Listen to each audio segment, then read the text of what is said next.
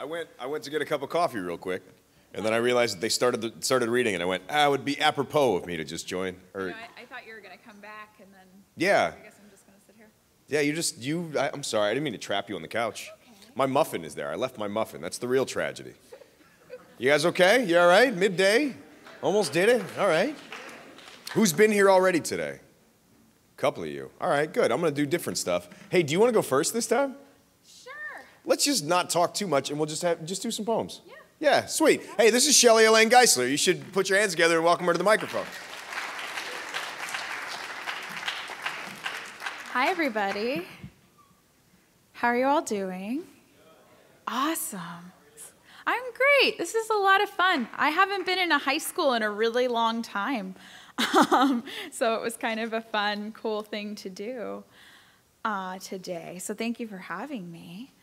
Let's see. What do I want to do? Okay. So I do a show sometimes where it kind of has like a theme that they ask you to like write or create a performance on. And usually the themes are really tangible, like what's love got to do with it or something. That's like pretty easy to like figure out something to write about. But a couple weeks ago they invited me to do it and the theme was astringent. And I was like, I don't know what to write about for that. And it really made me just think of being in middle school. So I just kind of wrote a poem about being an awkward 13-year-old. So this is a poem. At 13, I pinch my thighs in the bath and light candles in my bedroom unsupervised, struck and horrified by my own becoming. I listen to the same No Doubt song on repeat and dance around my bedroom in a sports bra and plaid pajamas, imagining I am an angel who fell to earth.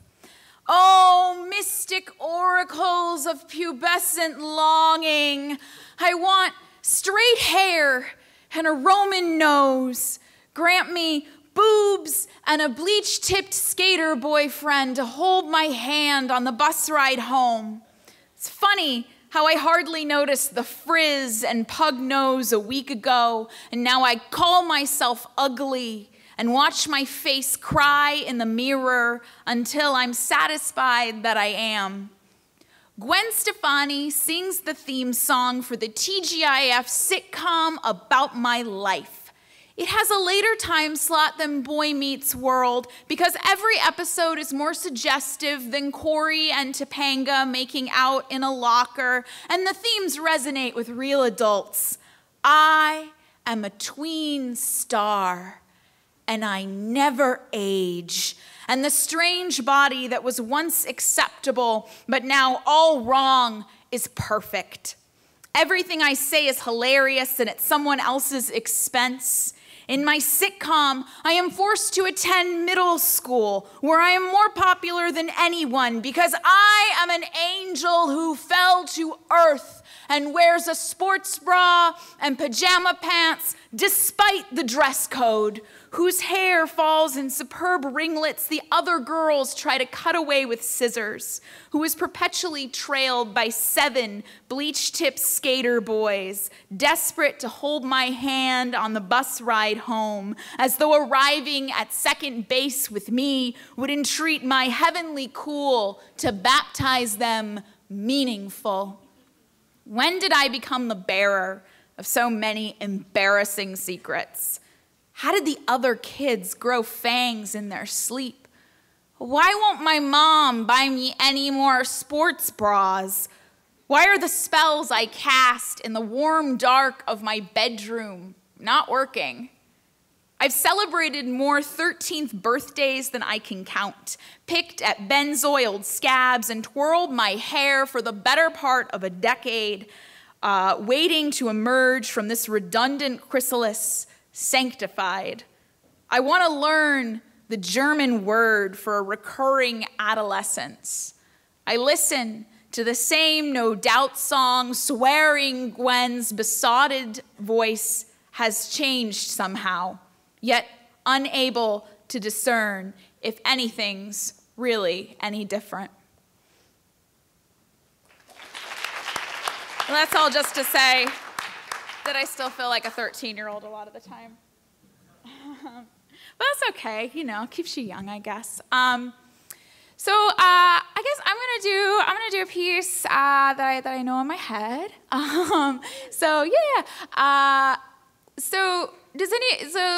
I've dealt a lot with like feeling sad and depression in my life, and for a very long time, and it's finally gotten to the point where like I know enough about myself and I've lived long enough that I can like deal with it pretty well. But I wrote this piece kind of as a way, like a reminder to myself, or just kind of a way to find some kind of light and comedy in some very sad stuff. So it's a little weird and abstract, but I think you'll get it. You're a smart bunch.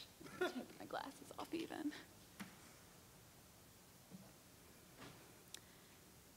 Somehow, you wound up with a whole bunch of sadness, which isn't unusual because lots of people get sad. But somehow you wound up with all the sadness. And what's unusual about you is you store all that sadness in your bones. And they say that your bones dried out like greenback sponges from all that sorrow you kept sucked in. And that's why all your friends call you Sad Bone. Sad bone. Sadness arrives like light turning on, departs quiet and slow, bends inconceivable ways, and your friends know this too, but only in metaphor. Like, do you guys remember that time that Zane left One Direction and Sad Bone's jaw unhinged twice in 1 week? Bone and sadness. Sadness and bone. Every walk to the mailbox takes effort. Each letter, bad news, or at least in the shape of it. If you sweep the stairs once the sun goes down, you will never be rich. Well, makes no difference to me, mutters Sad Bone. The only way to get sadder is to have more to lose. Oh, Sad Bone, all your friends joke. Look at you always being so sad. And it's occurred to you recently that your friends probably don't get you.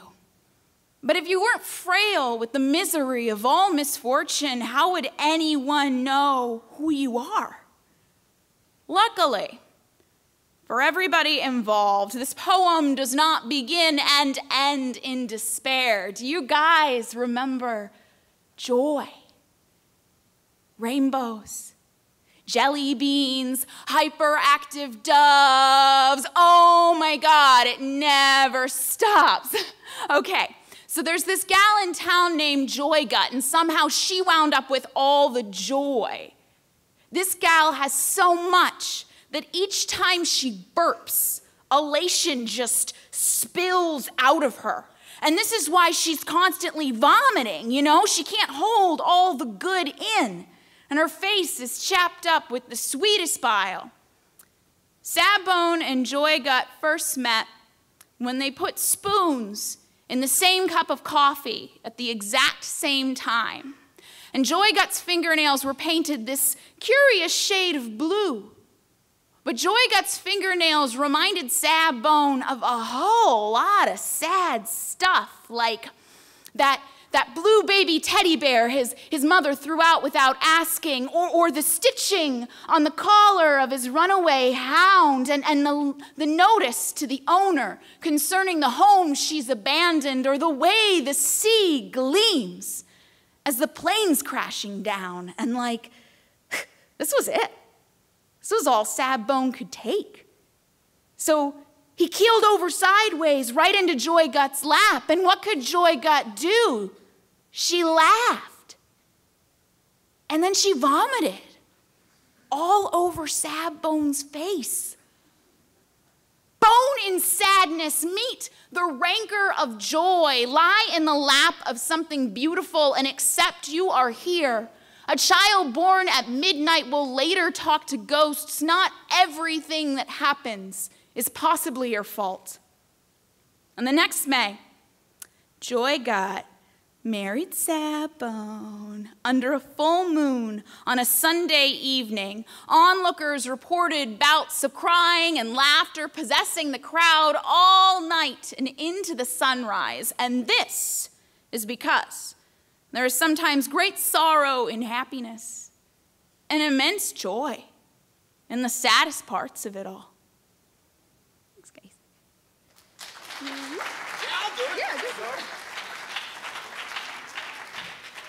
Hey, that's Shelley Elaine Geisler.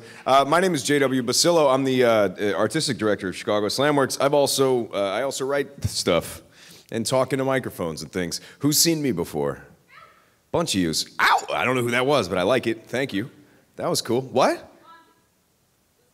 Oh, hey. Oh, I was going to ask if you were here. All right.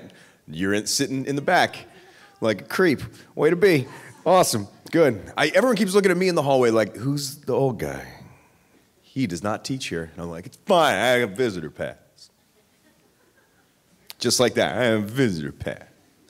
As few consonants as possible. Anyway, I forgot that I'm in this book because I'm really invested in my career. So I forgot that I'm in this book, but Mary Fonts, she went ahead and reminded me that I'm in this book. And I'm going to read the thing that I wrote out of this book. This book, I keep saying. It's called Bare Knuckled Lit. There's a show in, let me back up a little bit. Chicago is, like, as Mr. Schmidt was saying, is the birthplace of the Poetry Slam. People think that's not true, but it absolutely is. Poetry Slam all started in Chicago. I actually co-host the original show in the whole world. Shelley and I have toured all over the world doing Poetry Slams. We were featured acts at the biggest Poetry Slam in the history of existence at the O2 Arena in Hamburg, Germany, which I later found out is where Beyonce plays in Germany. So pretty much, I'm as good as Beyonce.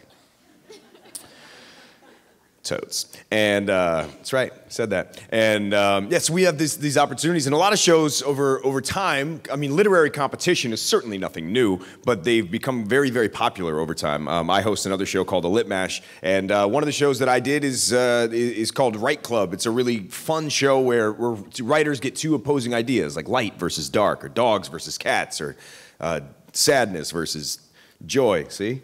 Look at that, full circle callback.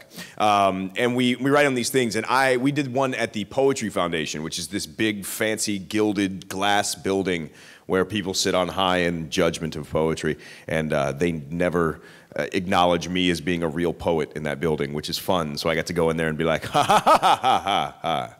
Me defending poetry. And I wrote the thing, and it was so fun that they actually published a lot of the essays, and this is kind of an Ars Poetica. Ars Poetica, by the way, is a poem about poetry. Look at you learning. Good. Education is over. Let's talk. Great. Poetry. The word itself a stand-in, a metaphor for beauty, the sway and line of the body in perfect congruence with the sonata itself, poetry. The way a moment seems to hang itself in space, gilded frame gorgeous, a wisp of hair swaying across an eye like love announcing itself through a broken window. Poetry, the act of saying as much as humanly possible in as few words, distilling a thunderstorm into a thimble. Poetry, I hate you right now. So what am I doing here? Once I was a bartender, hollering myself purple in a dark stockroom, pulling syllables from the gurgle of a bottleneck. Not a beverage napkin or empty cigarette pack went unscribbled, not a single F was given. This, the decade of the late night, of the ink blot solace, of the crimson eyes at dawn because there were more words waiting in line. There was always another stage, another microphone, another hot spark idea, another bus ride, couch surf, happy, drink sling, bottle hum, iron throw, no matter. Drug my fingers across the clouds like the top of a pie. Call it hot throat belt, all night solo mission coffee, run knees, napalm sticky, sober couch talk closer, chess course supernova, wrong turn, Indiana, hands held over console, all of this a metaphor for young, dumb, brilliant, arms open, dear universe. Thank you. What happened? Now, bed trench. Now shade drun glutton, now head closed loop feedback, now fat liver, fat gut grown, arms crossed, finger point, lip stitch, phone booth, glass box, poetry, I hate, respect you. At least you're not prose.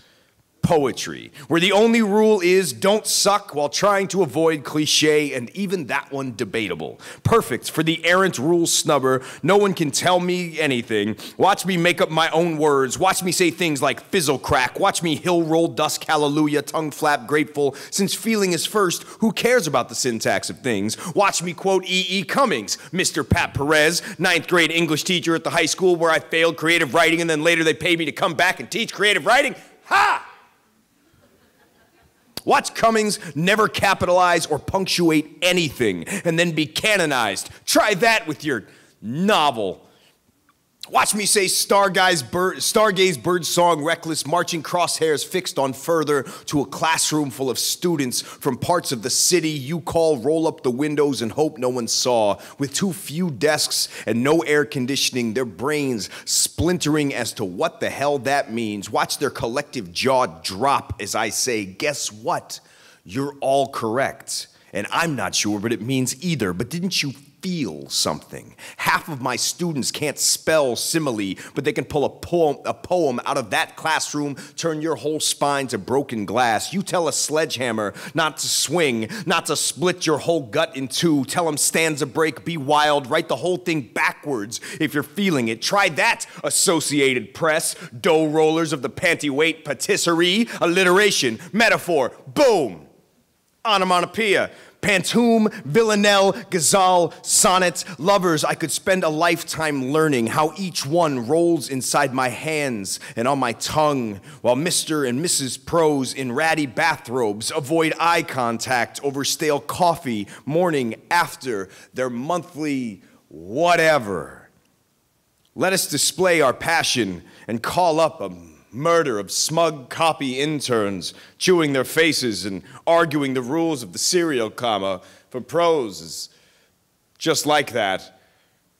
2, it's a canto now because I said so. 3, if I am to sit and sift this world through words, how is it all not a poem? The sounds and sight and smell of it, each story deserving a heightened tongue. Last week in the barber chair, the clippers humming their shark tooth song with the bachata bark of the broken speaker above me, the paleta pusher outside, feet hushing in time with the cart's bells.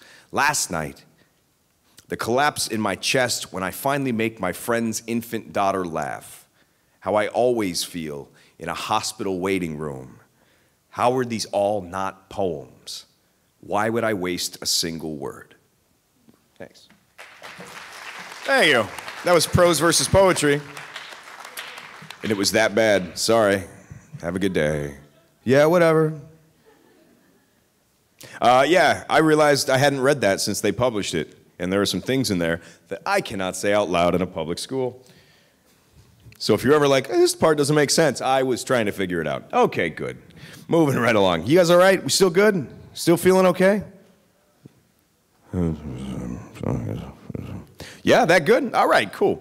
Mary Fonz is an old friend of mine. That's awesome. She's here. If you get an opportunity to see her today, do so. She and myself and Shelly are going to be kind of alternating all day, which is awesome. But she was talking about loving someone in New York, which is the worst thing that any human being could do to themselves is try to be in a relationship in New York City. And here's my poem about it. That's right. Perhaps, above all else, I miss the stillness amid the hailstorm when I, a dancer with ill-formed legs, and she, a pair of 64-inch crutches, the two of us twirling about the ballroom once everyone else had gone home. I missed the 3-part harmony of tattoo guns, bodega neon, and chattering teeth, the long bated breaths. I watched her chisel into science. I even missed that McDonald's on Bleecker Street. I miss New York. 2, I hate New York, but for one night, we patrolled the sidewalks like we owned them. Like we were cracking cobblestone in reclamation, like we were taking New York City back, all the broken promises buried under City Hall. We were endless possibility incarnate, holed up in a studio apartment in Queens. lying curled in benediction, our legs tangled like barbed wire, like you aren't leaving here without a scar, boy, and she held me like a hand grenade. Waited until she thought I'd fallen asleep, crept onto the back of my neck, drew an X with her lips, whispered, "This spot is mine." And the sun, doffing his hat to the river, marveled at how traffic had begun to move in figure eights, 3. The walls in Queens are empty. And I'd like to give her something to fill the space. Maybe a self-portrait, painted with a Canon. The type of piece potential buyers hurriedly brush by with their upturned chins, cast as hardly suitable for framing, not quite living room material, but she says she loves me this way. Smart and crass, hard and broken, she, the crude dealer of the new dawn, trumpeting everything art should be. I imagine she might just stand in place for days to take it in. Tip of her glasses dangling from her bottom teeth, the way she calls it, violent and trashy and gorgeous. And I'd love to sketch this for her. But I'd probably just paint a sailboat or a sunset, some face with tangerine pores and sapphire teeth. I'd resent her for hanging it. I'd hate her for calling it beautiful. She is the held breath the second before a kiss I do not deserve. She's the photo God keeps in his wallet. The one I hide in the fissures of my heart beside the cobblestones and figure eights, the sailboats and hand grenades. I am nothing more than a small boy in the corner hacking legs off of tables to make himself feel tall. But I will hide her here until I am reborn a man. In a new cinder jacket, I will holler her name from every fire escape in New York City, make my voice a swarm of hornets ablaze, carrying her home. I will scrape off my fingertips so she won't recognize me the next time. Sad love poems.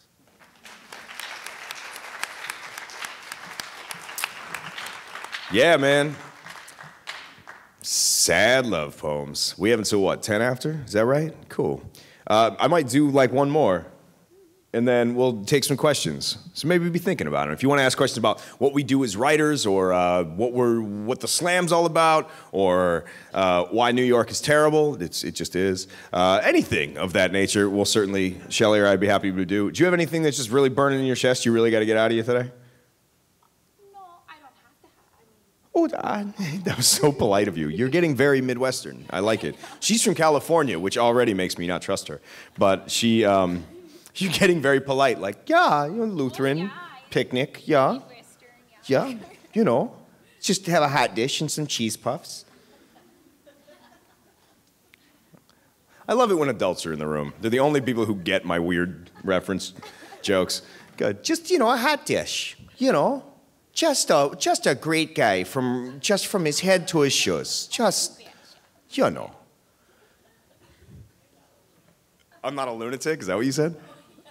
Oh, I'm not a Lutheran? Clearly, I'm not a Lutheran. They're not old enough yet. They'll one day they'll be sitting on their porch swings, drinking robot lemonade or whatever is going on in the future, and they'll look back and go, ah, that weird Lutheran voice he did. Hysterical.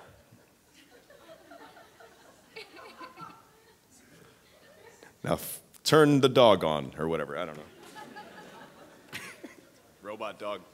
Robot dog. You show him. You show him. This is for, I wrote this poem about some of my students. I always wish that I had the ability to, or the gall, the guts, the intestinal fortitude to go and like mess things up. I always think that I'm real punk rock, and I'm just not. I was like, but that wouldn't be nice. I wouldn't want to have to clean that up. So I have a lot of students in the city who are graph writers, the graffiti writers, and not like, you know, some jerk scratching his name into a window, but like really amazing with a can of paint. And so I wrote this for them. This is also a larger allegory for writing.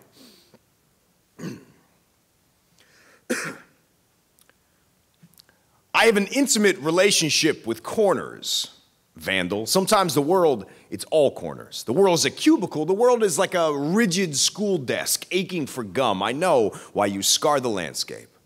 Why that truck stop bathroom is the crime scene too perfect. I know the appeal of the scrawl, that urge to break open anything with a lock. How sweet the yield to the foot or hammer. And somewhere, right now, they are cleaning up your autograph. They're scrubbing away your every trace, and soon they will forget you. All of them. Your friends are going to start leaving you off the holiday list. Your tongue and hands just a passing billboard on ex-girlfriend highway.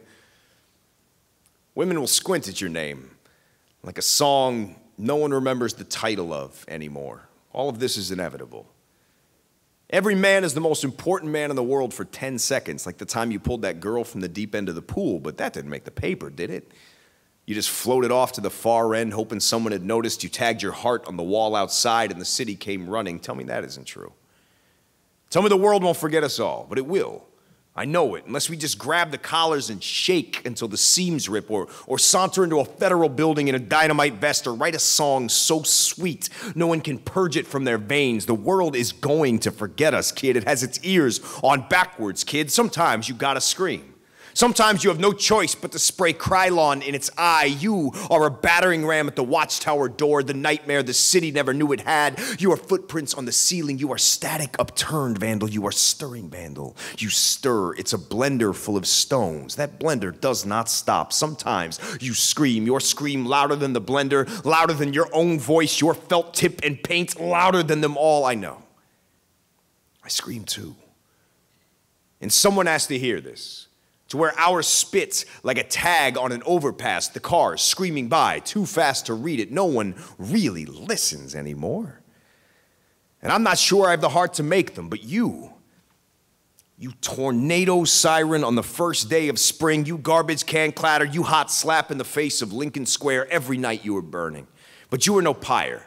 The evidence of fire is not legible the way your speckled trigger finger haunts the police blotter. There's a conspiracy against your evidence. There's a paint roller, a sandblaster. Always they hate your name. They hate how it always keeps coming and bigger, louder, daring the world to forget the night. It's just a lock too perfect to not break open. I'm not much for breaking things, but I hear the crashing every night in my sleep. Thank you. Grab that mic. You wanna grab that one? Sweet. Thank both of you. What's happening? What's going on? We want to open it up and give you an opportunity for some questions, or and do that sort of thing. If everybody's got questions about anything or wants to have a dialogue, we could stand here and scream poems at you all, period. But it's a little more interesting if you get to be a part of things. Might there be questions, comments, concerns, generally? So Queries. Queries. Yeah, what's up? Where do you write? Like in coffee shops, at home? Oh, that's a great question. There are some, I feel like, random student who I don't know. I feel like there are a lot of, there are several schools of thought, right? I have a friend, like my friend Derek Brown says, I have to write at my desk. My desk has to be clean, and it's a ritual thing. Like, that's how I create. I sit down at this time every day, and I write. Kevin Koval, same way. Like, I sit down, I write. And this is just what I do, and that's how I've carved it out for myself. And some people really believe in that. Some people believe that you can write anywhere, that always have a notebook on them, or always scratching something together, and then that's just how it is. For me, I tend to need some sort of isolation, and I tend to need to remove as much distraction as I can, especially in the world nowadays, or even in my apartment. I have an office in my apartment that is supposed to be for writing, and I don't even want to go in there. Because if I go in, then I feel like, oh, no, I have to write. Like, I just feel guilty. It's like weird church. Like, I want to go in. But if I go in, it's like, well, if I'm not writing, then I'm sitting in here feeling guilty about not writing. But for me, I need to remove the distraction. You get the internet and phones that you can watch TV on. And phones that you can watch TV on. I pointed to my watch. TV watches. Yep, all that kind of stuff. So for me, I like to write. When I'm editing, I like to be in one place. When I'm writing, I like to be in another. I have a small desk lamp that I turn on every time I'm writing. Even if the overheads are on, I turn this little small desk lamp on to remind myself, you're writing right now. And it's weird how like the subconscious works that way. So I know that when that light is on, it's work time. And then if I turn it off, then my brain can go, now you don't have to feel guilty. Put YouTube back up and watch, guys getting hit in the face with footballs or whatever. What about you? What's your thing? Well, I get a lot of ideas like that just come, and I've learned, especially recently, that I can't just rely on like, if it's important, you'll just remember it later when you can write it down. No. So before I had like an iPhone with like a notepad, like I just write little notes to myself in that. And hopefully I'll know what I mean later. But I used to, like before I had that phone or whatever, I used to like write in a little notebook, write down my little ideas and stuff. And it's really funny to keep those and look at them years later and you're like, what does any of this mean?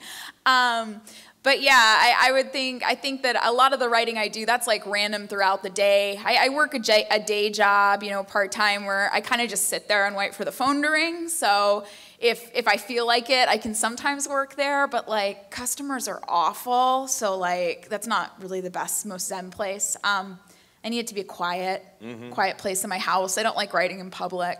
It's really hard. Writing in public actually sometimes can be good because then I have to tune everything out. I can edit I have in public, to focus. I can't edit in public. I have to write in public. It's really like I remember I used to manage restaurants. That's what I did. I managed restaurants and would take every free minute I had writing, would stay up all night writing. So I was like, one day I just want to have the ability to live in my own house and just write all day.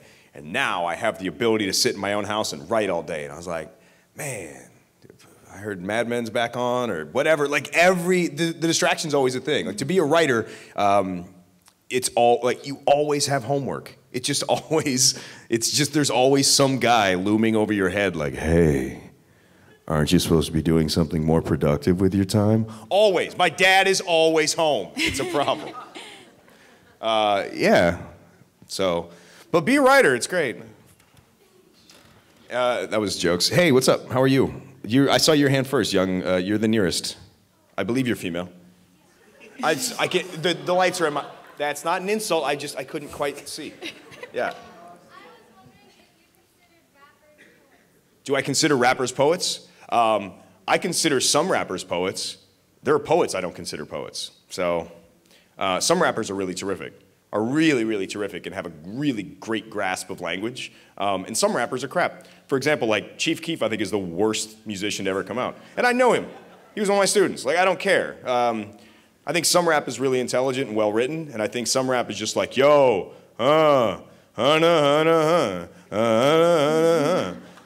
it's like there are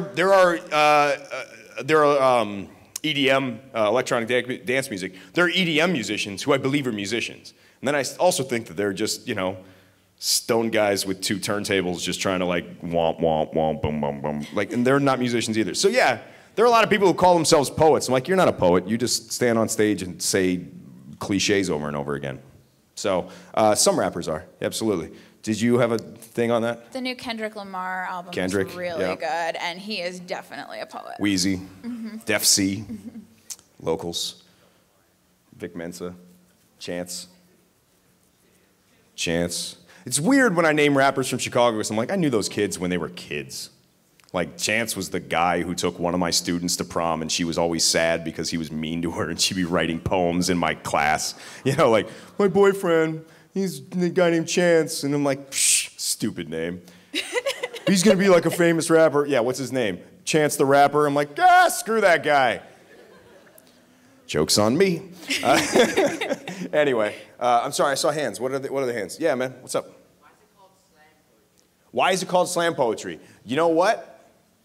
There is no real answer to that. Mark Smith was the guy who started slam poetry, and he created what was called a poetry slam. A poetry slam wasn't always a competition. It was just a poetry show where the performance was the emphasis, where it was a poetry show where people didn't just stare at their notebooks and go, and then I am sad and the wind doth whisper through mine eye of feathers and tears, doves. Like we're working a performance, like what we do with our bodies and our voices becoming the most, being equally important as the words themselves. And he just went, it's a poetry slam. He stole it from like Grand Slam, the terminology from baseball, as well as bridge. There's a slam, I guess, in bridge, the game. I don't know, I'm not old. So, mean. And, yeah, but I don't know why. So slam poetry is a lot of times people think associated with a competition. Slam poetry is just performance poetry. Anytime the performance is as important as the words themselves, that's what it is. I wish there was a great answer for that, but there isn't. Do you know anything I don't know? No, I don't know. I always have the mental image when I think of a slam. I don't know. Maybe it's kind of dumb to say out loud, but I think about like you're throwing down your poem. Like, yeah, slam like, that slam. poem. I don't know. Well, yeah, I don't people always think it's like battle rap. I'm like, no. Yeah, I guess. Like you slam each other? I go like, okay, first of all, who says slam except Body for your slam mother? poem. But yeah, like body slam. I don't know. What else? What else we got? Oh, hey, what's up? Pen or paper versus typing? Do you have a strong feeling on this? I find that I think it has a lot to do with like just how much computers like rule our lives now, that like typing is a lot easier for me because I write slower than I think, you know what I mean? So if I'm typing, it can come out, like the words and the things that I'm thinking can come out quicker. Also, my handwriting is terrible. Atrocious. Like horrible. So it's hard to read. I had trouble reading something I was reading you guys earlier. I was like, I like mixed up the words because I couldn't even read my own writing. Yeah, I find writing... Children. What? Oh, I was like, what is happening? That was a kid in the hallway. Apparently a genius that goes to school here with a tiny backpack. Hello. Name's probably Skylar or Kyler or one of those words. ever. One of those Jaden or Aiden or Maiden. Jackson. Peyton? That's a big Jackson? name, Jackson. Laxon. No, I find writing by hand very difficult and challenging. I'm also dyslexic, so it's hard for me to write. On a computer, though, it goes, didn't you mean? I'm like, yes, I did. Shut up. You're not my dad. And but handwriting I find difficult. But I do think that I do think ideas are good to go through your hand. There's something about the hand and the fact that your hand does move slower than your brain does. When I teach and when I work with young people, I make them handwrite. They're like, I could do this so much faster on my laptop. I'm like, I know, dummy. Write it with your hand.